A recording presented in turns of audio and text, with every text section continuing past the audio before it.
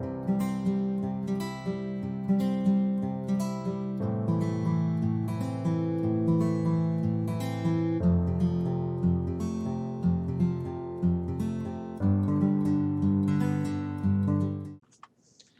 everyone, welcome to GM Orange's channel. In this video, I would like to show you guys the Berlin defense in the Rylapos variation. This is from Black's perspective, a game between Aronian and Kramnik in the Candidates 2018. Black played a phenomenal idea in the early stage of the game and came up with a full-fledged attack against the White King. Let's get started. So after e4, e5, knight f3, knight c6, bishop to b5, this is the Rylapos system, and in the Rylapos system, knight f6 is the starting point of the Berlin defense. Now, the Berlin defense and the Petrov, they are usually considered to be like a super solid opening.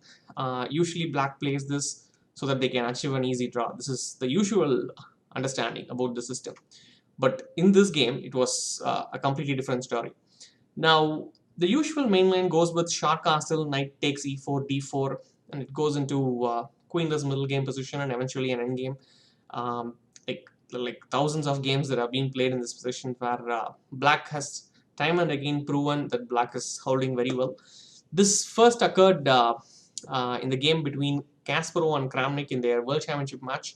I mean, this is not the first time that occurred, but exactly like what happened was, since the time of Lasker, this has been played by the black players, but Kramnik was the one who popularized it. Like, it was not played in such a big stage. Like, I think, since the match that Kramnik played against Kasparov, the Berlin has been a regular guest on the top level. Now, instead of the main line with short castle, usually white players, in order to avoid the endgame, they usually continue with d3 in this position. Bishop c5, again a natural developing move in this position. Here, white continued with bishop takes c6, pawn takes, and short castle. Now, if you think about it, this is very close to being like the Rylapos exchange variation. And yeah, now since castle is done, knight taking to e5 is an immediate threat. Now, black simply made a defensive move, usually like knight d7 or like even bishop d6. Even the bishop is on f8, those are like natural moves. Here he defended the pawn with queen to e7. Again, defending the e5 pawn, but maintaining the option of going long castle as well in this position. Here white played h3, stopping this bishop g4, this spin. Now here it starts basically, like until now it was all normal moves, natural moves that was played by both players. And here black came up with an amazing idea, rook to g8. This way of attacking with h6 g5 or rook g8 g5, whenever white castles the king and plays h3, this kind of ideas are visible in, I mean, it's possible in the Italian as well. I think this is a common idea. In multiple occasions, this has been played by the black players. Now, after rook g8, white continued with king h1. I mean, obviously, like getting away from the pin, and at the same time, in case the file is going to open up, king on h1 is a better spot for the white king. Black continued with knight h5. Apparently, yeah, h6 g5 is one way to go, but he's preparing for g5 right away with knight h5. And here, c3 was played by the white player, understandably, because whenever your opponent's attacking on one side, say king side or queen side, it doesn't matter. You're usually like expected to break open in the center. So white is preparing for the central pawn break with d4, which was nevertheless met with g5. And here white opens up with knight takes e5.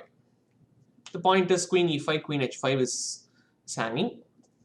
And black continued with ignoring white's attack and just played g4. Okay, now basically like as you can see, white's king is castled, white has one piece that's developed and it's out there, which is also under attack on e5 by the way. On the other hand, we see black has like suddenly like 3-4 pieces involved in the attack against the white king. Now pawn takes g4 is an amazing checkmate that occurs. I will leave that to the viewers. If you guys find the correct idea, let me know in the comment section. And let's continue with the game. White continued with d4, blocking the bishop's path, and bishop d6 was continued with g3. Now, if you think about it, for the time being, it feels like the attack is coming to a halt on the king side at least. Now, like pawn takes h3 is met with queen takes h5. It's a pin, so black cannot take this pawn on h3, and there's nothing immediately happening on the king side. It feels like white is holding on. Black plays the natural move. Bishop takes e5, pawn takes, queen takes e5, and here queen d4 again. A natural reaction. The general understanding is if you are coming under attack, trading off the queens will ease the pressure off. Now, after the exchange of queens, let's say queen takes d4, c takes d4, I would definitely feel much more easy to play if I'm white in this position. And understandably, black avoids the exchange of queens with queen e7 in this position. And white continued with h4. Now, again, it feels like the attack is kind of over on the king side. There is no immediate pressure, immediate breakthrough, opening up of the files on the king side. But again, black continues with powerful idea c5. Now, one idea is bishop d7, bishop c6. Black's bishop is eyeing the long diagonal, and the e4 pawn is all that's stopping the bishop in that case to begin the attack against the king. White played queen to c4, allowing black to develop the bishop with another tempo, which was met with queen b5 followed by queen a4.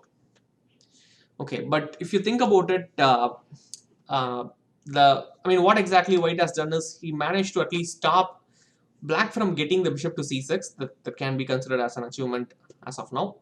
But in the meantime, this allowed black to complete his development, and at the same time, like white is still lagging in development very badly. As you can see, like the rook on a1, the knight on b1, bishop on c1. They are in the starting position, and black, on the other hand, continues to play energetically. f5. Opening up of the diagonal, and white played bishop g5 in this position. A tempo with the development, it's always like welcome. Bishop g5. If the queen moves, I can bring out the knight to d2, and the rook on a1 joins the attack, which means white seems to be doing okay. But I think black's next move is pretty natural. He sacrificed the exchange here, and queen g5 is natural follow-up, but instead continues to break open white's king side. White played queen d1, and one more piece into the attack with rook d8.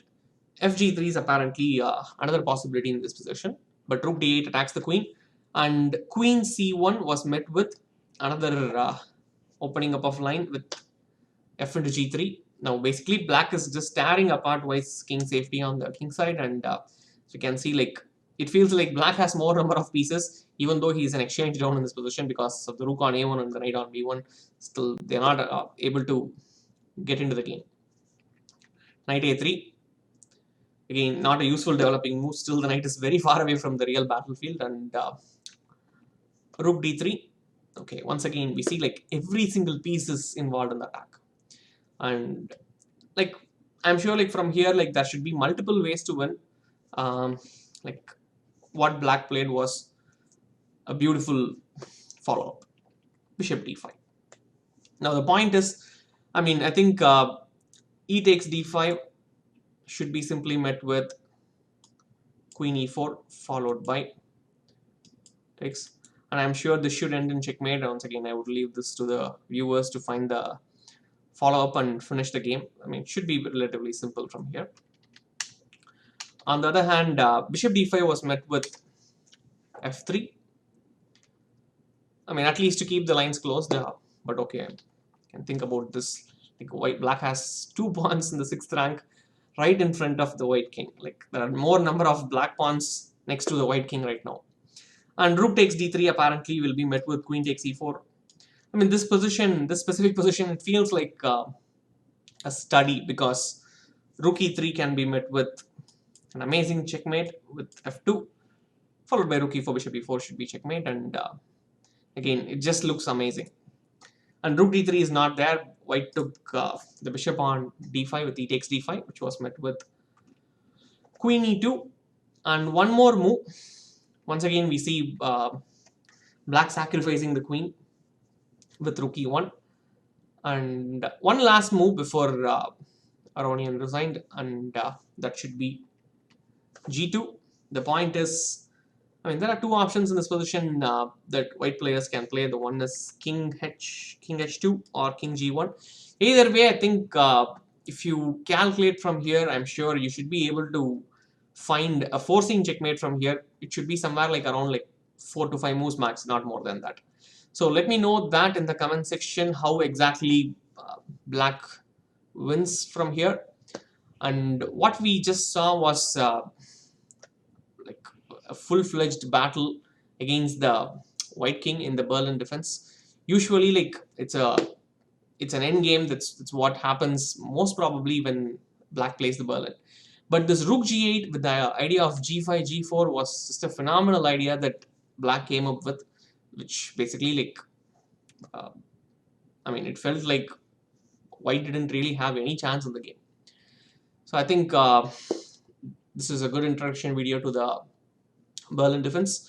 And let me know in the comment section if you have any other opening in mind I want to cover. I'll definitely try to do that in the future videos. And I'll see you all in the next video then.